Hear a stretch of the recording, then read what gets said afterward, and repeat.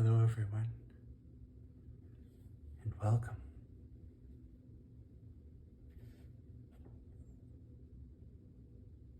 I hope you're having a wonderful evening.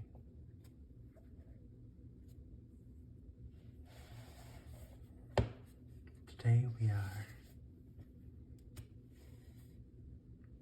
continuing our exploration of the world of the Bridge of the Gods by F.H. Balch. And we can see here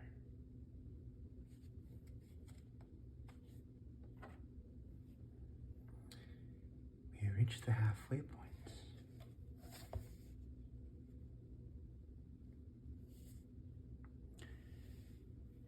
We're actually have crossed the halfway point.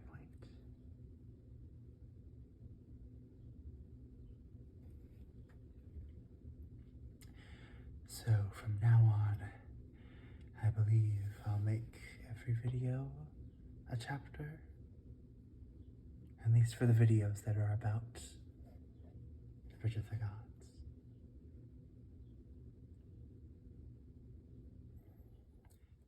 This is, I believe, our last chapter before Book 4.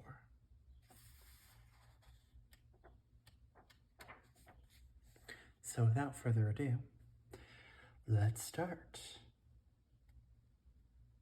Chapter 5, Sentence to the Wolf Death. The other, great of soul, change not countenance stern. From Dante. In that momentary pause, Mulnuma did something that showed the cold disdainfulness of his character, as nothing else could have done.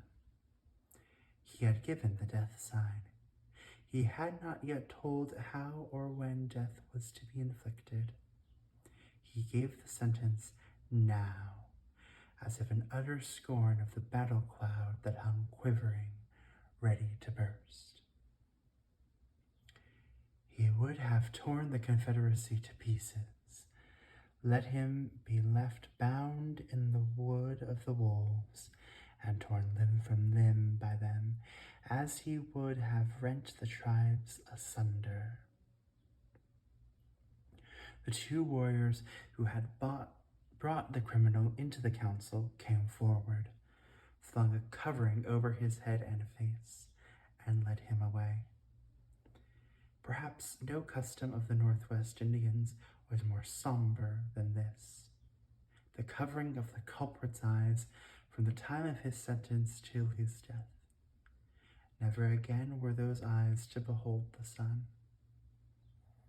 Then, and not till then, did Multnomah turn his gaze on the malcontents, who stood, desperate but hesitating, hemmed in by the Willamettes and the Cayuses. You have chosen the tomahawk instead of the peace pipe.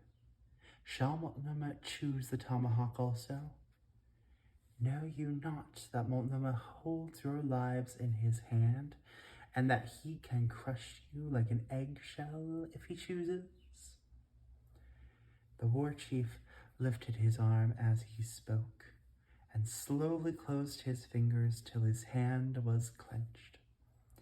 The eyes of Willamette are tributary alike, hung on those slowly closing fingers, and with their own strains on their tomahawks. That was half the death signal. Who would he give the other half the downward gesture? The baffled rebels tasted all the bitterness of death in their agonizing suspense.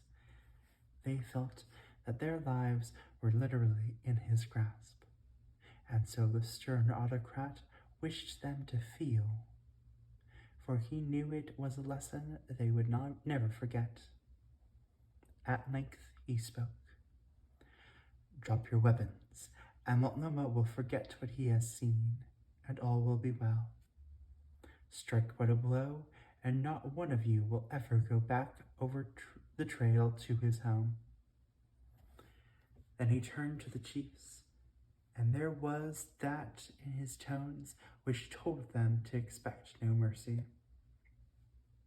How comes it that your braves lift their tomahawks against Multnomah in his own council and on his own land? Speak. Chiefs must answer for their people. There was sullen silence for a little time. Then one of them muttered that it was the young men. Their blood was hot, they were rash, and the chiefs could not control them. Can you not control your young men? Then you are not fit to be chiefs, and the chiefs, and our chiefs, no longer. He gave a signal to certain of the Willamettes who had come up behind the rebellious leaders, as they stood confused and hesitating in the council. They were seized and their hands bound ere they could defend themselves.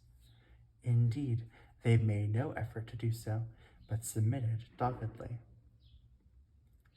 Take them down the Wana in the sea canoes and sell them as slaves to the Nootkas, who hunt seal along the coast. Their people shall see their faces no more. Slaves in the Iceland of the north shall they live and die. The swarthy cheeks of the captives grew ashen, and a shudder went through that trapped and surrounded mob of malcontents. Indian slavery was always terrible, but to be slaves to the brutal Indians of the north, starved, beaten, mutilated, chilled, and benumbed in a land of perpetual frost, to perish at last in the bleak snow and winter of almost Arctic coasts, that was a fate worse than the torture stake. Dreadful as it was, not a chief asked for mercy. Silently they went into their captors, out of the grove, and down the bank to the river's edge. A large sea canoe, manned by Chinook paddlers, was floating at the beach. They quickly embarked, the paddles dipped. The canoe glided out into the current and down the stream. In a few moments, the cottonwood along the river's edge hid it from sight, and the rebels were forever beyond the hope of rescue. Swift and merciless had the vengeance of Multnomah fallen, and the insurrection had been crushed at a blow. It had taken but a moment, and it had all passed under the eyes of the malcontents, who were still surrounded by the loyal warriors. When the canoe had disappeared, and the gaze of that startled and awed multitude came back to Multnomah, he made a gesture of dismissal. The lines drew aside, and the rebels were free.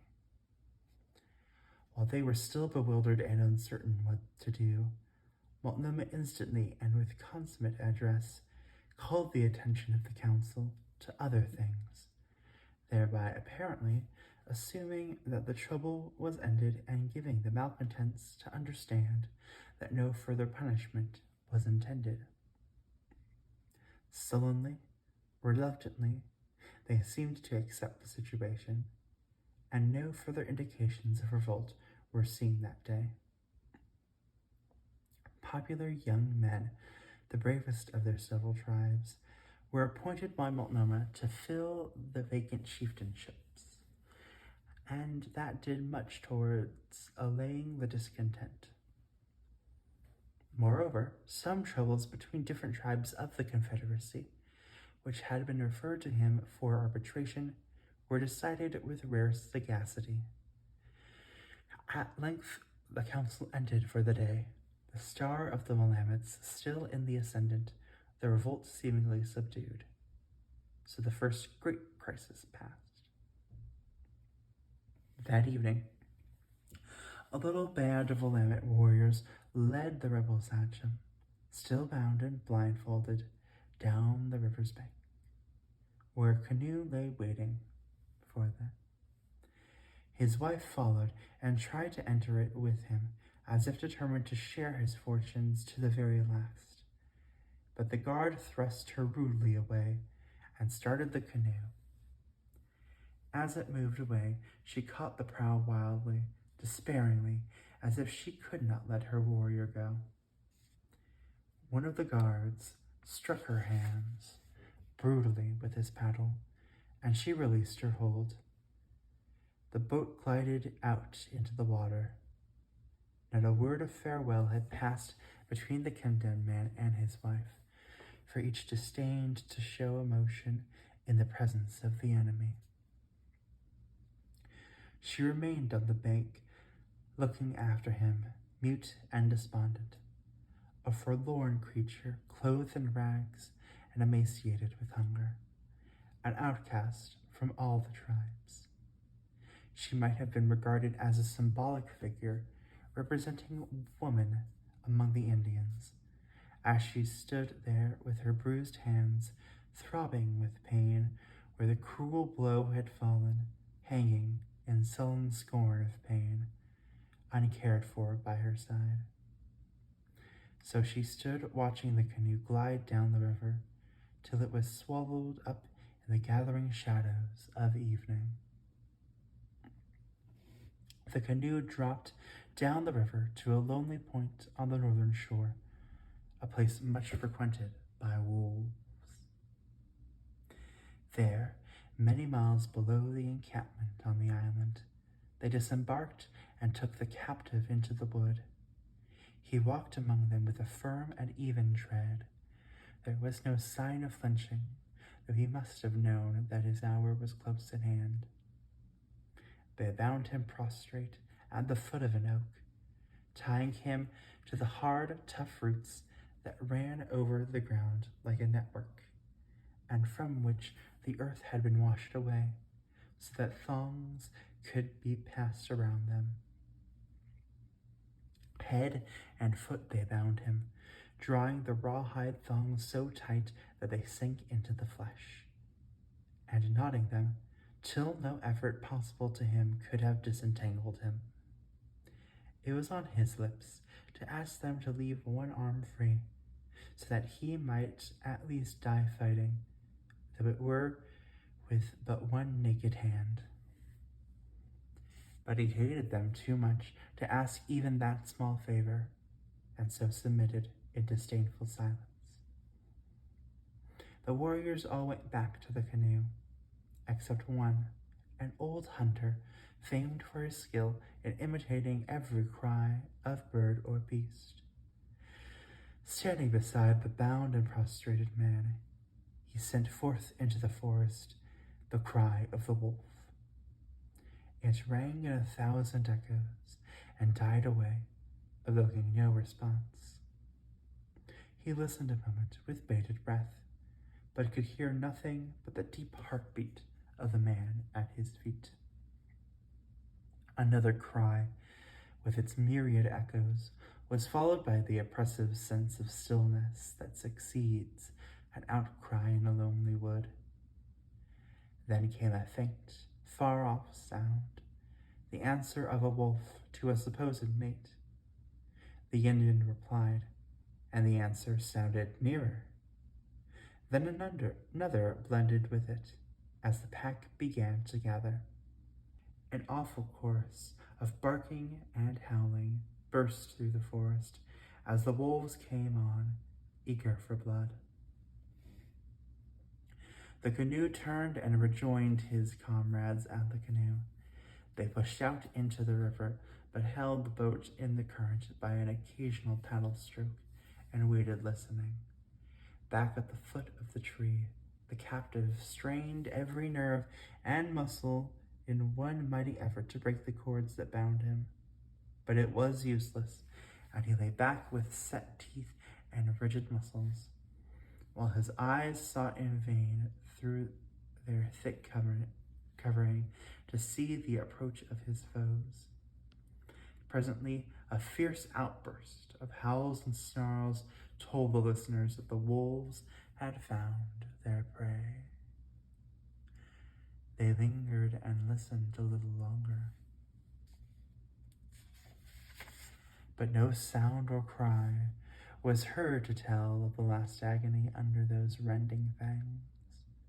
The chief died in silence. Then the paddles were dipped again in the water, and the canoe glided up the river to the camp. When they reached the shore, they found the rebel's wife awaiting them in the place where they had left her. She asked no questions. She came only close and looked at their faces in the dusk, and read there the things she sought to know. Then she went silently away. In a little while, the Indian wail for the dead was sounded through the forest. "What is that?" asked the groups around the campfires. "The rebel chief's wife wailing the death wail for her husband," was the low reply. And in that way the tribes knew that the sentence had been carried out.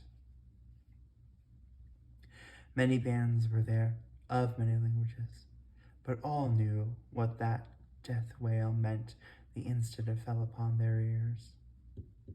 Multnomah heard it as he sat in council with his chiefs, and there was something in it that shook even his iron heart. For all the wilder, more superstitious elements of the Indians thrilled to two things: the war cry and the death wail. He dismissed his chiefs and went to his lodge.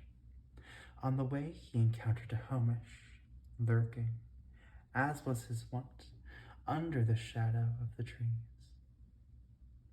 "What think you now, Homish, you who love darkness and shadow? What think you? Is not the arm of the Willamette strong? Has it not put down revolt today and held the tribes together?" The pine voice looked at him sorrowfully.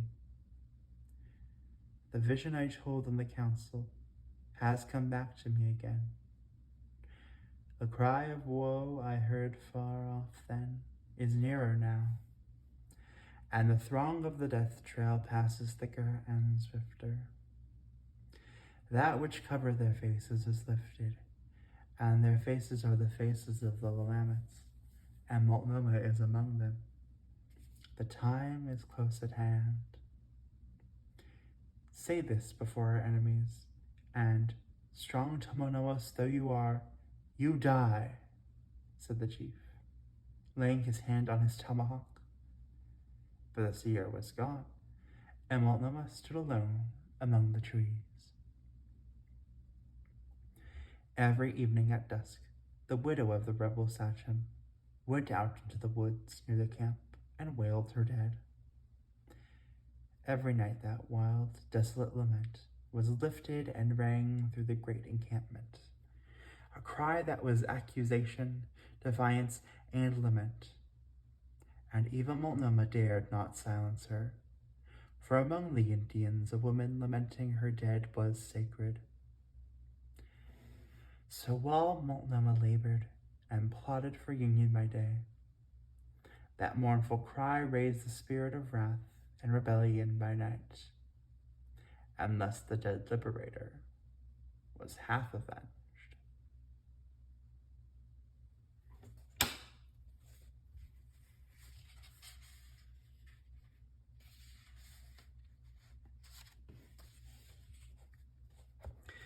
And thus ends Book 3 of The Bridge of the Gods. Quite a violent book. Easily the most violent. Oh, in my mind, quite rewarding as well, with the beautiful imagery and depictions of western and eastern northern Oregon and Indian life there. We're going to take a break from the book for a while. Show off some new maps that I have found.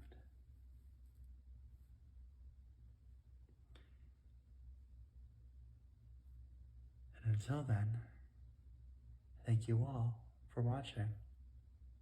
Thank you all for enjoying the book and continuing to watch week after week. And have a wonderful rest of your evening.